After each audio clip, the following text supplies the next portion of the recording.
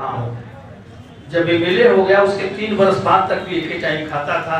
जब जांच कराई, सीएमओ को सस्पेंड करा दिया, तो एक सीएमओ कहा कि सर आपका मैं शुगर लेवल नापने कही, देखो मजाक मत करो। बड़ा नाराज हो गया मैं,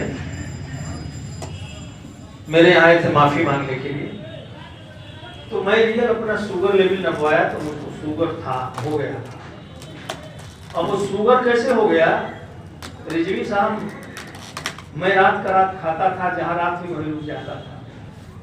कोई ऐसा वर्ग नहीं होगा जिसके घर न सोया हो, चाहे अनुसूचित जाति के हो, सामान्य वर्ग के हो, कोई भी ऐसा हो कि मैं खा करके एक रात नहीं। मैं कभी डाक बंगला गेस्ट हाउस नहीं जाता था, और आपकी सरकार थी तो जेल में भी सोया 3 महीना में, आजमगढ़ सोया ना। आज भी ट्रायल पर हूँ। जब ये चर्चा में आदरणीय आपके राष्ट्रीय अध्यक्ष से कहा तो उन्होंने कहा मुझे क्यों नहीं बताया, मैं 1 मिनट में वापस ले लिया रहता। हम कह देंगे आपके बाबूजी भी वापस ले रहे थे, मैं उनको धन्यवाद दिया हाउस में। वो 3 बार जेल में फोन करके कहे विनोद तिवारी गवाह है, उसमें के मुलजिम है, 22 लोग हम लोग 302 में ट्रायल पर आज भी एमएलए एमपी कोर्ट इलाहाबाद जाते हैं। 2004 18 मार्च की घटना है। तो नेताजी ने फोन किया जेल में आजमगढ़, विधायक जी अधिकारियों ने गलती कर दिया, मुकदमा वापस ले लिए। वो इस मामले में बहुत सहृदयी और बहुत संवेदनशील थे कि किसी राजनीतिक आदमी का करियर न खराब। हम कहे नेताजी मुकदमा मत वापस लीजिएगा, मेरे पार्टी वाले कहेंगे कि मैं मिल गया। मैं आपको धन्यवाद देता हूँ, मेरी जीत हो गई कि अधिकारी गलती किए। फिर एक बार 10-12 दिन बाद उनका फोन आया, तो मैं वज्रवाहन से आना इनकार कर दिया था। मैं कई तारीख नहीं आया, हम कहीं पुलिस या तो टांग कर ले जाए, मैं वज्रवाहन में नहीं चल सकता। जब भी जाऊंगा प्राइवेट गाड़ी से आऊंगा। एक दिन प्राइवेट गाड़ी से आया तो उसमें एक सीओ और 2 सब इंस्पेक्टर सस्पेंड हो गए। तो नेताजी से मैंने कहा कि एक काम कर दीजिए, मैं वज्रवाहन में नहीं चढ़ सकता हूँ, मैं तारीख पर नहीं जा रहा हूँ, जैसा आप नाराज होंगे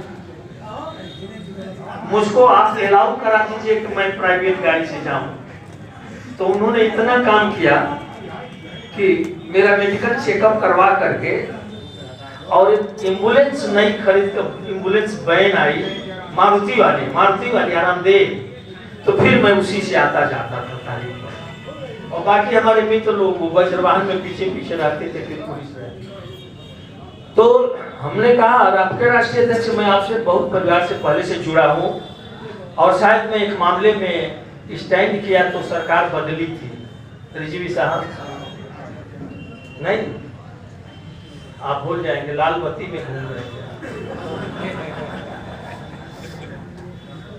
सरकार बदली थी और नेताजी 3.5 वर्ष मुख्यमंत्री रहे। मेरे को बहुत पार्टी से प्रेशर पड़ा, आप विश्वास नहीं कर सकते हैं। लास्ट में लाल कृष्ण आडवाणी जी भी फोन किए, डिप्टी प्राइम मिनिस्टर थे, राजपाल सिंह बैक हो जाओ, सरकार गिर जाएगी। हमने कहा कि आप क्षमा करें कि मैं पृथ्वी पर रोज मनुष्य बनकर नहीं आऊंगा, बहुत गरीब किसान का लड़का हूं, मेरे पिताजी सोहनी करते हैं तो अंगुली सड़ जाती है उसकी।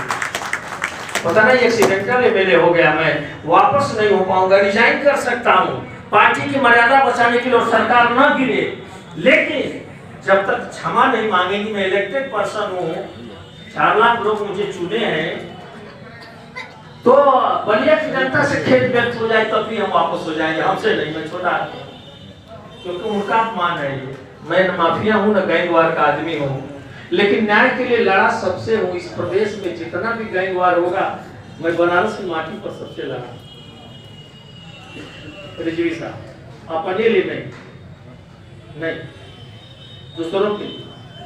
बहुत लोग रास्ते में छोड़कर चले गए, ये मेरे नेचर में था।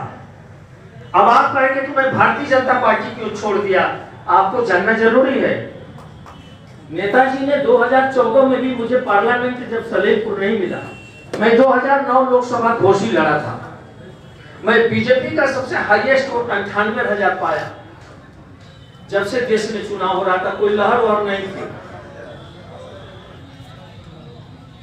मेरे को लगा कि यहाँ जीत नहीं पाऊंगे, तो सपा बसपा की सीट है, हम ट्रेंड बदले।